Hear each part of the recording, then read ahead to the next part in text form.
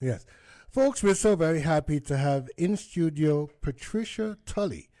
And I think she's a lady around town. She needs no introduction. We're all familiar with her. Quite a pretty lady and always has her hair nicely put together. Always love her hairstyles. And she is with us, and she's going to share a little bit on the joys of reading. And in these times, sometimes we've had a little more time to actually read on account of COVID. The past 2 years, we caught up with some of our reading. And welcome to Voice of the People, Patricia. How are you? I am good. Bless you for asking. Hello, Antigua Barbuda, World Wide Web. Blessings of the day to everybody. Now, you're an author. I forgot to mention that. You're a published author. And you have to tell me a little bit about what it was like putting two books in one. I've seen it now and then, but it's not something that a lot of people do. So you're going to tell us a little bit about how that went. Okay. Yes. But before we get to that, tell us a little bit about the joys of reading and the pleasure that you yourself you derive from polishing off a good book.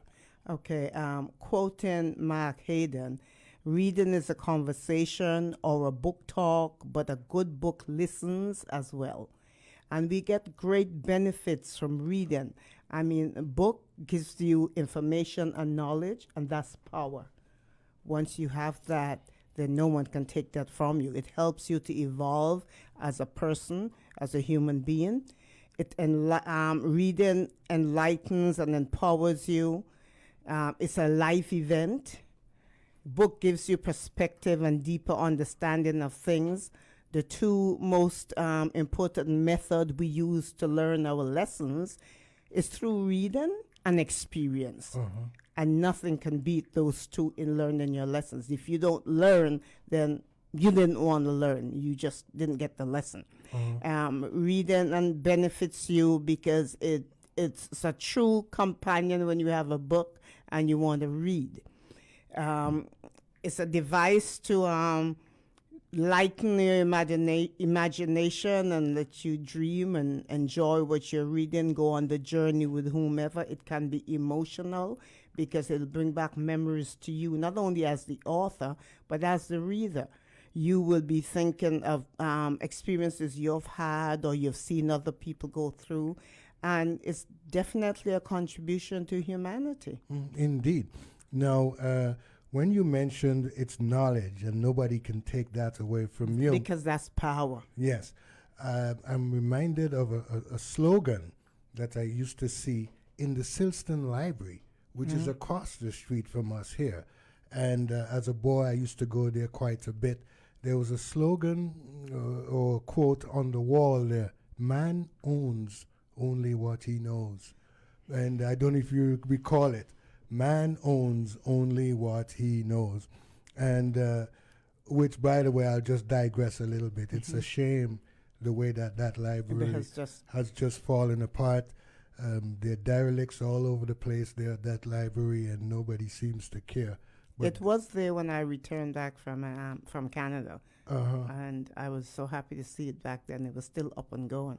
But it has fallen into some, fallen on some high. I'm not sure if a foundation is in charge of it or whether it's the government. I don't know. But somebody ought to do something about it. And it's an important part of who we are here in Antigua and Barbuda, isn't it? Yes, most definitely. Library. Yeah. Knowledge. Yeah. Wisdom. Man owns power, only what he knows. Yes. Now, you were in Canada the other day, and you just got back. Yes. What was traveling like in these COVID times? It was quite difficult, actually, because... Did you have to go through another country to get to Canada? Yeah, I basically had to go through like 3 states just to get there, because there were no direct flights from Barbados, Antigua, Jamaica, nowhere. Because last year when I went up, I had to go to Jamaica overnight for 2 days and then fly to Toronto. In June, we had to go through the states and We rested because we'd spend the night in the hotel, then go to another states and stay over, then to Toronto, and then from Toronto I went to Ottawa. So it's been quite difficult. But, and of course, you have to have a negative COVID test.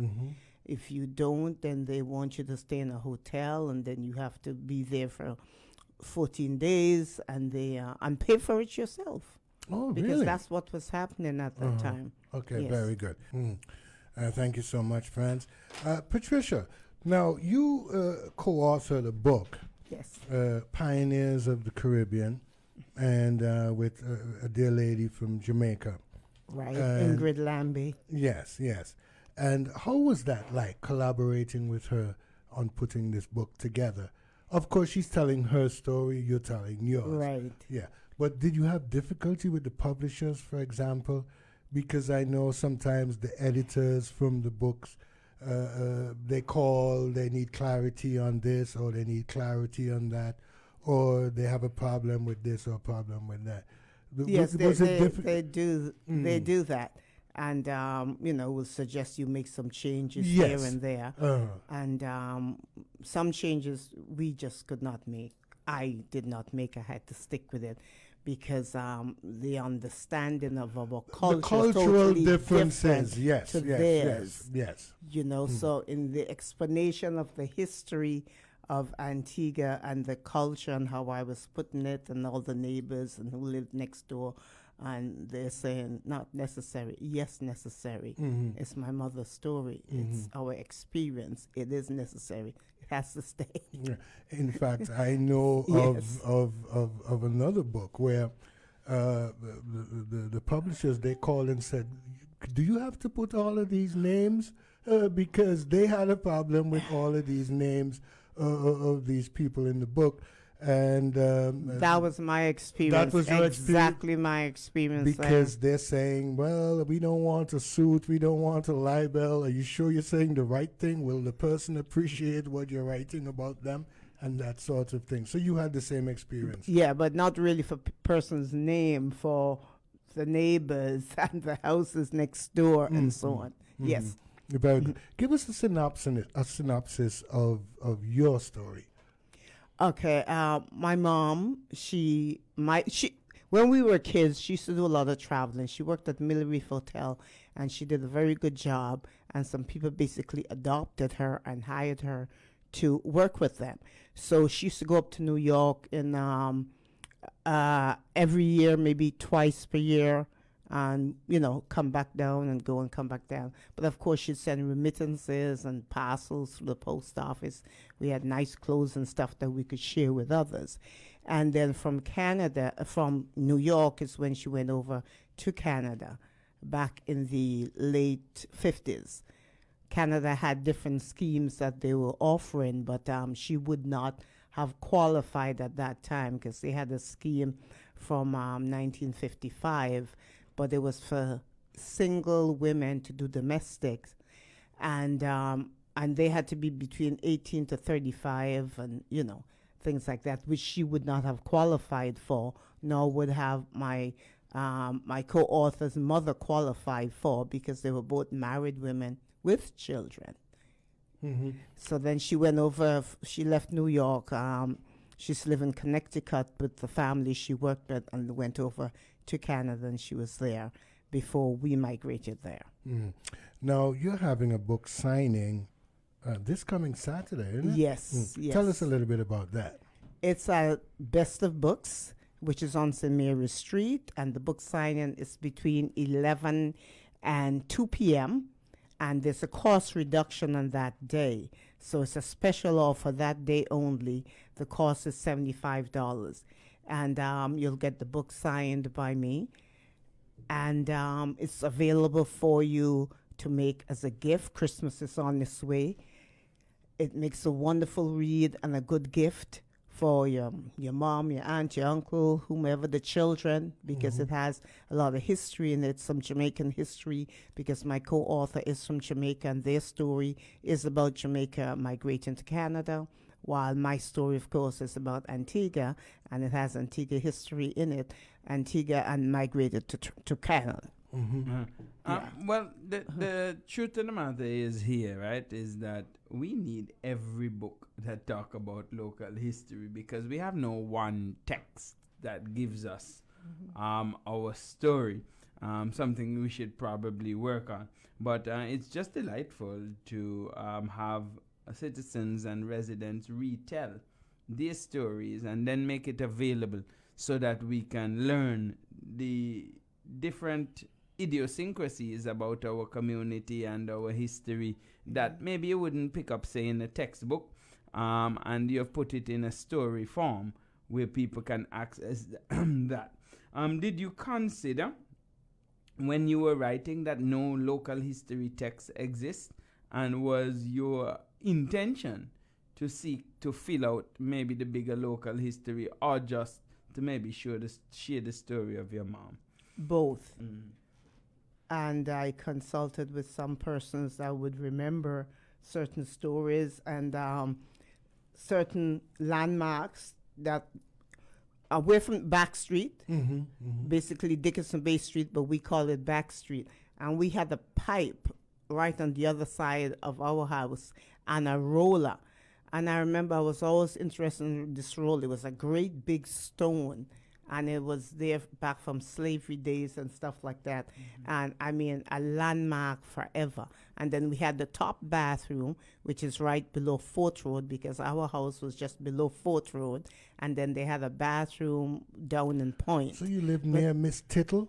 You remember She her? lived right across the street from me. Miss Tittle actually is on my birth certificate. I'll tell you what. She lived with Nurse Cole. Yeah. Nurse Cole delivered all my mother's children. We were all born in Back Street, all 6 of us.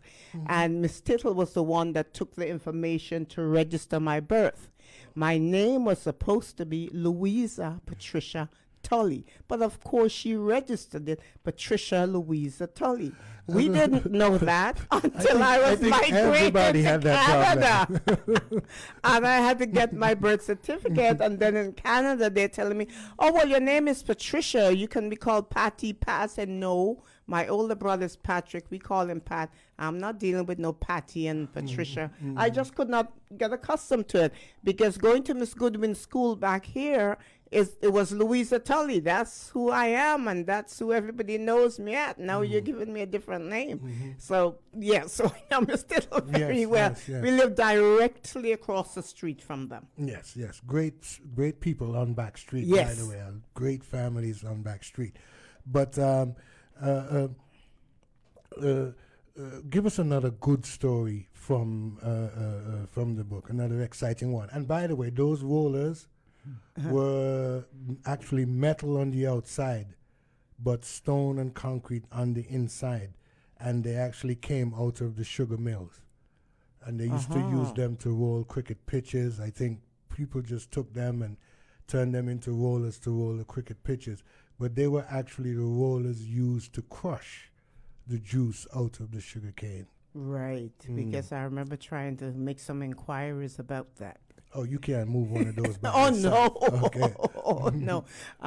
In the neighborhood, the adults used to sit on that, and it's in the book, too. My Aunt Jean, Miss Tittle, my Goddy nurse, my mother, and so on, the police officer next door, they all used to sit on that. And because it was the adult, they'd sit on that in the afternoon and in the nighttime and, talk and get caught up with what's happening and, stuff like that. Indeed. And, I just want to revisit the concept of public bathrooms, because I don't recall seeing it anywhere else that I've traveled to. I would have expected maybe to see it in Africa, but I didn't see it where I was. But this idea, those structures are still there. Yes, they are. The one down Point and the two of them. One, they're both still there. The structures are still there. Are people still using them? No, because they're not functional. Right. One time, the top one was turned into a store. We won't go there. But the concept of not having running water in your home and providing public showers is an interesting concept. It's just the other day I had a friend that visited with me, and his mom, who is one of the ladies that we grew up with as children. She's now 91 and a half years old, is what she told me she is. And he was saying that his first time using the bathroom to bathe, he got ringworms. No, those kinds of things would happen. Back then, yes. I found it interesting when I came back from Barbuda, and I saw people on back street with a towel around their waist, coming out of the bathroom and going to their homes. And so I'm happy that they're not using them for that anymore. No, we've moved beyond that. But and mostly men used them. A lot of women didn't. The women, we stayed in our yard and threw up water. Yes. In the you have those big baths. You leave it full of water in the sun. Well, Sister Tully, we're still throwing up water now in Point and Villa. It's a shame because you are not talking about last week here. No, you're talking about here 30 years ago. And maybe I'm talking beyond like 50 years 50 ago. years ago, and we still churning up water. The women are still stooping down over the bath in Antigua and Barbuda today. That's definitely a telling situation. So we haven't progressed anywhere. We're 40 years old. We're behind. It's really crazy. So one more little nugget from the book. Can I maybe just read something? Yes. Probably, if I can find something quickly. Okay. A few months after, in October, Mom had a second stroke. Then her caregiver, Maxine, also fell ill. And Ailita, too, became very sick, ending up in the ICU at Mount St. John Medical Center. While Mom was on the regular ward, Maxine had suffered a few transsystemic attacks, TIAs, and was under the doctor's care. During that time, she then had a stroke and died. This was unexpected, heartbreaking, and devastating for her children and grandchildren, since Maxine was only 48 years old. She had become part of our family for 9 years, the length of time she had spent in Antigua. Whenever I had to travel, she would move in with her 2 younger children and her grandson and care for Mom until I returned. Maxine and her children also worshipped with us at the Science of Being Center and was a member. She lived in the Prime Minister Spencer's constituency and supported the UPP. She and the children had attended the rallies with us, and she had worn her blue T-shirt with pride. Whenever I was late getting home from work, I would drive her home. It gave Mom an outing and fresh air, which she liked. Maxine had developed herself professionally as a caregiver.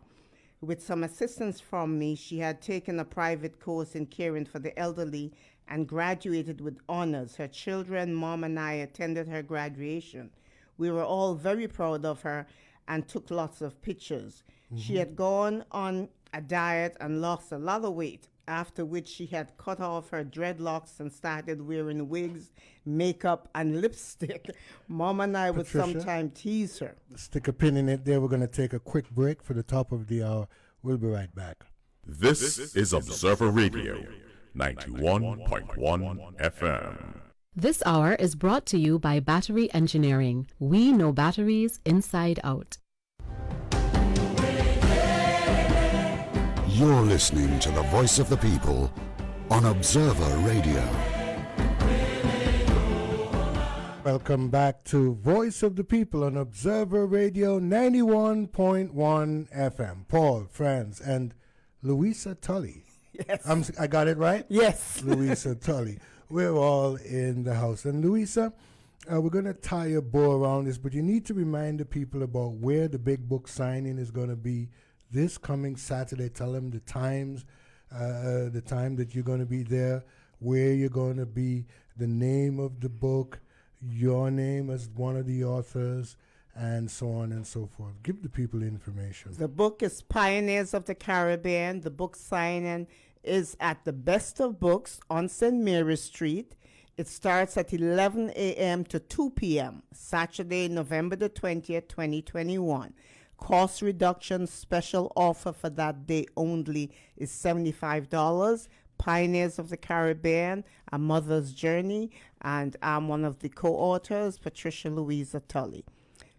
Please come out, get your book, get copies so that you can have for Christmas gifts for your family and all your loved ones. Yeah, it makes a great gift. And Definitely. Before you go, this one said, Paul and Franz, the bathroom at the bottom of Back Street is still in use. Oh, it's still in use? That's Wow. what I somebody didn't said. even realize that. Have mercy in 2021, Lord Jesus. Help me, please. Very good. Patricia, we want to thank you for spending a half hour with us, and we'll certainly be supporting the effort down there this Saturday. The name of the book, Pioneers of the Caribbean, and Louisa Tully, she's one of the authors. Big up. You know how many people dream of writing a book and having it published? Yes. Very few actually get it done. And I am actually hoping that I can get it done at some point. You can Or work else- on it. Yeah, Yes. or else I would think that something was missing. And my life would not be complete if I don't do that. So hopefully I can follow your example and follow in your footsteps and get Thank it you. done at some point.